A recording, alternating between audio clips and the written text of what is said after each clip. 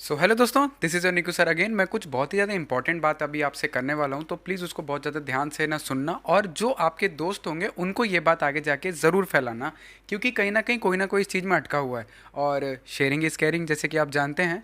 आज आप किसी की केयर करोगे, ये चीज़ें शेयर करोगे, तो ऊपर वाला देखता है और भगवान का डेबिट क्रेडिट बहुत अच्छा चलता है। सो दोस्तों, अब एक बात समझते हैं और उस चीज़ को बहुत ध्यान से ना समझने की कोशिश करना, और जो मैं बोलने वाला हूँ उसको बहुत ध्यान से ना सुनना भी। पहली चीज़, कई लोगों ने ये बात मुझसे कही है और कई लोगों के मन में ये बात आ रही होगी, और कई लोग अपने कोचिंग टीचर से, स्कूल टीचर से, या वो ना जिनके पास भी पढ़ते हैं, इस बात का डाउट उनके दिमाग में अच्छे से आ रहा होगा कि यार मुझे तो कुछ नहीं आता, मुझे क्या करना चाहिए, समय कम बचा है, स्कूल के प्री बोर्ड आ चुके हैं और प्रैक्टिकल्स की डेट आ चुकी है, प्रोजेक्ट्स बनाने हैं, मुझे पढ़ना है, मैं क्या करूं, 15 तारीख से पेपर का एक टेंटेटिव ना डेट आ रही है, नवंबर को पेपर है, आईसीएसई की डेट डिक्लेयर हो चुकी है, समय कम बचा है, आगे ना दिवाली वगैरह आ रही है, बहुत सारी चीज़ें ऐसे लेके एक जगह पे पॉइंट अटक रहा होगा, मुझे कुछ नहीं आता, अब मुझे क्या करना चाहिए।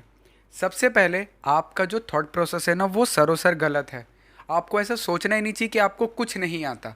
आपकी थॉट प्रोसेस ये होनी चाहिए कि भैया मुझे क्या नहीं आता। अब क्या नहीं आता, एक सेल्फ एग्जामिन आपको ना करना पड़ेगा। वो आपको कैसे करना है, बहुत ध्यान से समझना। आपके पास एमसीक्यू शीट होगी, या एमसीक्यू शीट नहीं है तो आप ना टी एस गरेवाल पकड़ो, या आप ना जो भी बुक इस्तेमाल करते हो, डी के गोयल वगैरह, या आपके पास कोई रेफरेंस बुक होगी, आप उसके क्वेश्चन मार्क करना स्टार्ट करो और अपना सेल्फ असेसमेंट करो कि भैया तुम्हारे मार्क्स कितने आए उसके आंसर के साथ मैच करके। मैं ऑनलाइन जाके आप लोग को एमसीक्यू अटेंड करने की सलाह नहीं दूंगा, क्योंकि बहुत सारी जगह में आपके आंसर्स गलत दिए हुए हैं, तो कहीं ना कहीं उससे आपका कॉन्फिडेंस ना बिगड़ सकता है, या अपना कॉन्सेप्चुअली हिल सकते हो, अरे हमने तो ये पढ़ा था, इसमें इसका आंसर ये बता रहा है, तो वो थोड़ी दिक्कत होगी। तो ऑनलाइन को अभी के लिए अवॉइड करें, ठीक है। कुछ अच्छी साइट्स होंगी, मैं ज़रूर आप लोग को बताऊंगा, आप उस पर जाके देख सकते हैं, और वही जगह में जाएं जहाँ पे एक्सप्लेनेशन अवेलेबल हो। एक्सप्लेनेशन नहीं है, उससे प्लीज़ दूरी बना के रखें। तो सेल्फ एग्जामिनेशन आपका सबसे ज़्यादा इंपॉर्टेंट एस्पेक्ट यहाँ पर आ जाता है। जब आप सेल्फ एग्जामिन ना कर लेते हैं, तो आपका जो जो कोर्स, जो समुंदर दिख रहा है ना, वो बहुत धीरे धीरे नैरो होना स्टार्ट हो जाएगा, और एक ना वो ना क्या बच जाएगा, एक बाल्टी जितना बच जाएगा। आपको उससे क्या होगा, थॉट प्रोसेस क्लियर होगी। सेल्फ असेसमेंट इसलिए मत करना कि तुम्हारे मार्क्स कितने आए।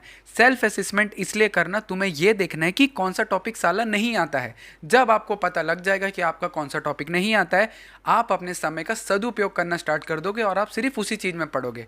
सबसे पहले तो यार एक माइंडसेट अपना बदली करो। तुम्हारा टेस्ट एक ही होने वाला है जो कि सीबीएसई लेगा, समझना इस बात को। I am repeating it again, तुम्हारा टेस्ट एक ही होगा जो सीबीएसई लेगा। अब तक आप जितने भी टेस्ट दोगे, कोचिंग में दोगे, स्कूल में दोगे, वो सिर्फ प्रैक्टिस है।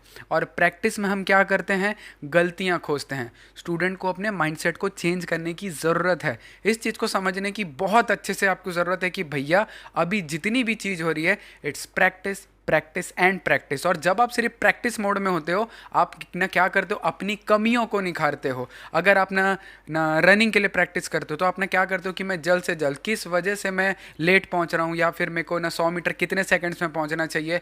आप क्या करते हो, जो आपकी कमियां, आप उसको दूर करने की कोशिश करते हो, ठीक है, ना कि इस वजह से अरे मैं तो कर ही नहीं पाऊंगा। सेम चीज़ जब आप एग्जाम के लिए प्रिपेयर करते हो, अभी आप जितनी भी चीज़ें कर रहे हैं, टेस्ट सीरीज लगा रहे हैं, या फिर आप जो भी आपके पास ना बुक्स हैं, आप उसको सॉल्व कर रहे हैं, तो उससे एक ही चीज़ आपके पास आने वाली है, क्या, आपको आपके पास गलती आएगी। जितनी गलती आएगी उतना ज़्यादा आप अच्छे से पढ़ेंगे, आप कॉन्सेप्चुअली स्ट्रांग होंगे। बहुत सारी चीज़ें ऐसी होती है जो आपको नहीं पता, वो एमसीक्यू ना देने के बाद आपको समझ में आ जाता है। तुक्काबाजी मत करना, तुक्काबाजी बिल्कुल मत करना। और अगर आप श्योर हो, एकदम ना श्योर हो, तभी आप उस चीज़ को ना टिक करें एमसीक्यू को, जब आप सेल्फ असेसमेंट कर रहे हैं। अगर आपको वो चीज़ नहीं आती, साइड में कॉपी लेके बैठना, भैया ये वाला टॉपिक नहीं आता मेरे को, फंडामेंटल में मेरे को पास्ट एडजस्टमेंट में ये वाले पॉइंट में दिक्कत आ रही है। तुमको पूरा पास्ट एडजस्टमेंट ही नहीं आता, वो बहुत बुरे हालात वाले स्टूडेंट होते हैं, मैं उनके लिए ये पॉडकास्ट नहीं है भैया, छोड़ देना। अगर आपको पास्ट एडजस्टमेंट में किस पॉइंट में डाउट आ रहा है, आप अपन लोग ना, जैसे सैलरी वगैरह में अगर आपको ना दिक्कत आ रही है कि अपने को एडजस्ट कैसे करना है, बहुत सारी जो छोटी छोटी बातें होती हैं, हमको उसको एडजस्ट करना रहता है। फिर उसके बाद गारंटी में दिक्कत है ना, गुडविल के कुछ ना पार्ट्स में अगर अपने को दिक्कत आ रही है, इन चीज़ों के ऊपर अपने को ना फोकस करना है कि क्या नहीं आता है। इधर उधर का कुछ भी मत सोचना मेरे दोस्त। जितना ज़्यादा हाई लेवल प्रैक्टिस करोगे, उतना ज़्यादा आप आगे बढ़ोगे। तो अपना क्वेश्चन सही करो सबसे पहले। अपना सही क्वेश्चन क्या कहलाएगा? क्या नहीं आता, मेरे को पूरा ही नहीं आता, ऐसा नहीं है। एक बार अपने आप को सेल्फ एसेस करके तो देख। अगर आप सेल्फ एसेस करके देखते हो आपको समझ में आ जाएगा। ठीक है, उसके लिए करने का तरीका क्या है ना, बुक्स हैं आपके पास, उसमें जाएं, मार्केट में जाएं, बहुत सारी एमसीक्यू बुक्स आ चुकी हैं, उसे बाय करें और उसको ना ख़रीदें, उसको बैठ के सॉल्व करें। आपके पीछे उसके पीछे आंसर्स दिए रहते हैं और कई मॉडल टेस्ट पेपर होते हैं। ऐसे आपकी न क्या होगा, आपका नॉलेज का रेडार बढ़ेगा। आपके ना रेडार में सारी चीज़ें रहेंगी कि किस चीज़ को कैसे सॉल्व करना है। और एक चीज़ मैं बोलूँगा सीबीएसई स्टूडेंट के लिए स्पेशली, कि प्लीज़ कैलकुलेटर का यूज़ ना करें घर पे। घर पे जब आप प्रैक्टिस कर रहे हैं डोंट यूज़ कैलकुलेटर। एग्जाम में नहीं मिलेगा। जो क्वेश्चन तुम्हारा कैलकुलेटर से 30 सेकंड में सॉल्व कर पा रहे हो ना, वहाँ पे वो 3 मिनट खिंचवा देगा, क्योंकि तुम्हारा हाथ बैठा नहीं होगा काटते कैसे, मल्टीप्लाई कैसे करते हैं। हालांकि it will be very simple, 120 into 6.5 कर लोगे, लेकिन एग्जाम में हाथ जाम हो जाएगा क्योंकि हाथ चला ही नहीं उस टॉपिक पे। तो दोस्तों सेल्फ असेसमेंट अच्छे से करें, पूरी ईमानदारी के साथ काम करें। जो नहीं आता साइड में कॉपी रखें और उसको ना क्या करें, लिखना स्टार्ट कर दें। अब उन स्टूडेंट के लिए जो अपने आप को ये समझते हैं कि भैया मुझे तो कुछ आता ही नहीं है, मैं तो कुछ कर ही नहीं सकता। दोस्त, अगर तेरे को लगता है ना तू कुछ नहीं कर सकता, अभी भी तेरे पास एम्पल टाइम है। तू आराम से रिवीजन स्टार्ट कर, तू पूरा फिर से पढ़ना स्टार्ट कर, तू बहुत आगे तक कर लेगा। अब जो स्टडीज़ करनी है आप अपने टीचर से कंसल्ट करें, सबसे कंसल्ट करें जिसके पास भी आप जाते हैं, कि मुझे टू द पॉइंट अप्रोच दीजिए कि मुझे क्या पढ़ना चाहिए, और जो वो बताएंगे उसको आप फॉलो करो। ये बात ध्यान रखना। रेस्ट मैं भी हेल्प करूँगा। अगर आपको कभी ना कुछ भी लगे कमेंट सेक्शन में नीचे जाके बोल सकते हैं, या इंस्टाग्राम हमारा चालू रहता है, आप हमें वहाँ पर भी ना डीएम कर सकते हैं। तो हम ट्राई करेंगे कि जितना मैक्सिमम हो सके हम आपको रिवर्ट कर सकें। तो बाकी अपने ऊपर फेथ कभी ना छोड़ें, जितने ज़्यादा टेस्ट दे सकते हो दो। पैनिक मत करना कि मैं क्या करूं, कैसे करूं, मैं नहीं कर सकता ना। Cut the bullshit and start working.